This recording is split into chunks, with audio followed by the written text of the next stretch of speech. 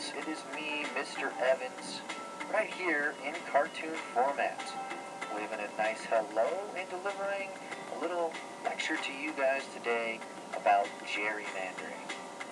So most people, and most of you have probably heard the word gerrymandering at least once or twice, and maybe during a presidential election, as that is when it is often spoke about. Why do we want to talk about gerrymandering? Well, it doesn't really matter if you live in the city or in the suburbs, like most of us do, or even in the country. Gerrymandering affects everybody because it affects the shape and size of our districts where our representatives employ their political power. So what exactly is gerrymandering? Essentially, gerrymandering is the process of giving one political party advantage over another political party by redrawing district lines and reshaping districts.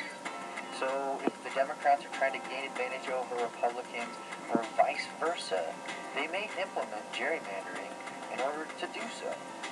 Because each party wants to gain as many districts as possible so they can do things like control the state budget or set themselves up to win even more districts in the future. So how to understand how this process began and how it continues today, we've got to go all the way back to the year of 1812 in the state of Massachusetts. The governor at the time was a man named Gerry, and he supported and signed a bill to allow redistricting. That is the redrawing of boundaries that separate different districts. Of course, there was a catch here.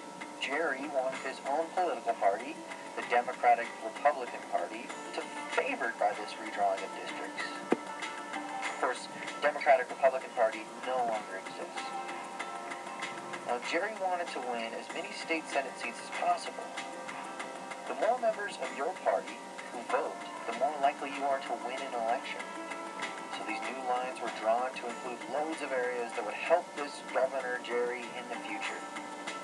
But they were really strange looking and seemingly arbitrary, and one person had commented at the time that one of the new districts looked like a salamander.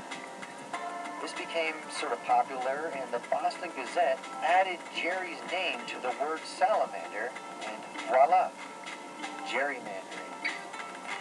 This is the process of dividing up and redrawing districts to give a particular political party advantage. So how does someone go about protecting their own political party and actually gerrymandering a district?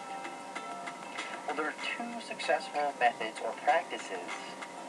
One is called packing a district, and the other is called cracking a district. Packing is the process of drawing district lines and packing in your opponents like cattle into as few districts as possible. If your district equals more votes, the fewer the districts there are, the fewer votes the opposition party will get. Packing then decreases the opponent's voter strength and influence. Cracking a district is the opposite.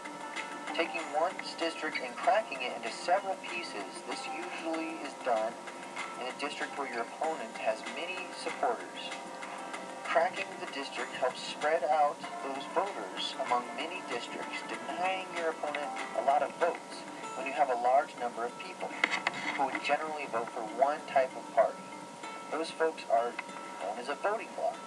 Cracking is a way to break up that voting bloc. So when would a party choose to pack their opponent's districts rather than crack them? Well, that really depends on what the party needs. So to dilute your opponent's voters, you could pack them into one district and leave the surrounding districts filled with voters of your own party. Or if you and your party are in power and it's time to redraw district lines, you can redraw districts and crack up a powerful district and spread your opponent's voters out across several neighboring districts, making it so that they have less power within a single district, and it's less likely that your opponent will have enough voters in that district to win an election. So in 1812, Governor Gerry wanted to gain an advantage over his party and redo district lines in his state in such a crazy way that we have a whole new word developed at the time, and a way of thinking about how political parties can gain advantage over their opponents. Of course, every few years, politicians now think of ways to redraw districts, and this process continues today.